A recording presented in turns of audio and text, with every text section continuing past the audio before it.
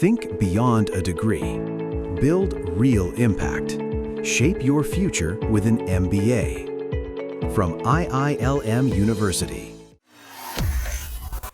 महाराष्ट्र की राजनीति में आज इतिहास लिखा जा रहा है। एक ऐसा अध्याय जो सत्ता से ज्यादा संवेदना, रणनीति से ज्यादा विरासत और सियासत से ज्यादा परिवार की कहानी कहता है। अजीत पवार अब हमारे बीच नहीं है, लेकिन उनकी राजनीति, उनकी पकड़ और उनका असर आज भी महाराष्ट्र की सत्ता के गलियारे में महसूस किया जा रहा है। और इसी असर की गूंज से जन्म ले रहा है महाराष्ट्र का नया सियासी चेहरा सुनेत्रा पवार। जी हाँ, अजीत पवार के निधन के बाद एनसीपी को मिला है उसका नया बॉस और महाराष्ट्र को मिल रही है राज्य की पहली महिला उप मुख्यमंत्री। ये फैसला आसान नहीं था। दरअसल सुनेत्रा पवार इस जिम्मेदारी के लिए तैयार ही नहीं थी। राजनीति उनके लिए हमेशा बैकग्राउंड में रही। फ्रंट फुट पर खेलना अजीत पवार का काम था, लेकिन सवाल ये था, अगर अजीत पवार की जगह कोई और आया तो क्या एनसीपी एक रह पाएगी? यही सवाल पार्टी को तोड़ भी सकता था और यही सवाल सुनेत्रा पवार को सत्ता तक ले आया। मीडिया रिपोर्ट्स दावा करते हैं कि अजीत पवार की अस्थियों के विसर्जन के बाद बारामती में एक बंद कमरे में बैठक हुई। कमरे में थी सुनेत्रा पवार, उनके बेटे पार्थ पवार, जय पवार और चुनावी रणनीतिकार नरेश अरोड़ा। सुनेत्रा साफ कह रही थी कि मैं राजनीति के लिए नहीं बनी हूं, लेकिन बेटे बोले ये पद नहीं, पिताजी की विरासत है। और यहीं एक पत्नी ने भारी मन से एक नेता बनने का फैसला किया।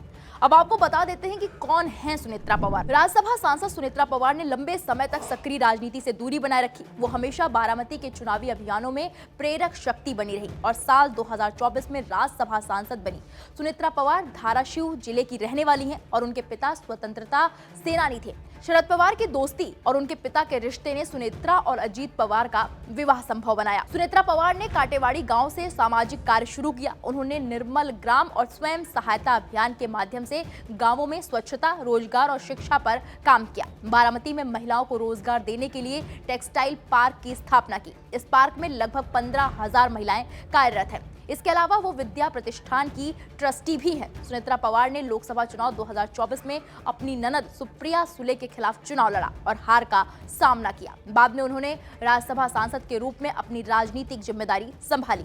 पार्थ पवार और रोहित पवार के चुनाव और पार्टी के अंदर मतभेदों के बावजूद सुनेत्रा पवार ने परिवार और पार्टी के हित में काम किया। उनका चुनावी प्रचार बारामती में जनसंपर्क और भावनात्मक अपील पर आधारित रहा। सांसद से सीधे उनको मिल रही है उप मुख्यमंत्री की कुर्सी, लेकिन ये राह आसान नहीं है। सुनेत्रा पवार कम बोलती हैं, कम आक्रामक हैं और संगठन की बारीक सियासत में नई हैं, जबकि पार्टी में मौजूद हैं वो नेता जो दशकों से सत्ता और संगठन चला रहे हैं। गुटबाजी, असंतोष और सत्ता की महत्वाकांक्षा हर मोर्चे पर चुनौती है। तो सवाल उठता है, क्या सुनेत्रा पवार टिक पाएंगी?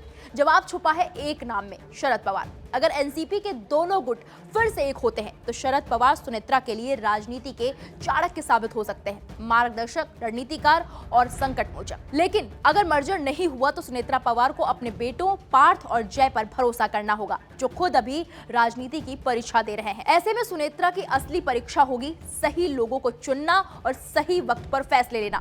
आज सुनेत्रा पवार सत्ता में जरूर आ रही हैं, लेकिन उनकी असली लड़ाई अब शुरू होगी। अगर अनुभव का साथ मिला, अगर शरद पवार की छाया रही, तो यही सुनेत्रा पवार महाराष्ट्र की राजनीति की नई धुरंधर बन सकती हैं। वरना ये सफर जिम्मेदारी से ज्यादा संघर्ष की कहानी बन जाएगा। अजीत पवार की विरासत अब एक पत्नी के कंधों पर है। देखना होगा कि क्या ये विरासत इतिहास बनती है या राजनीति की अगली बड़ी कहानी।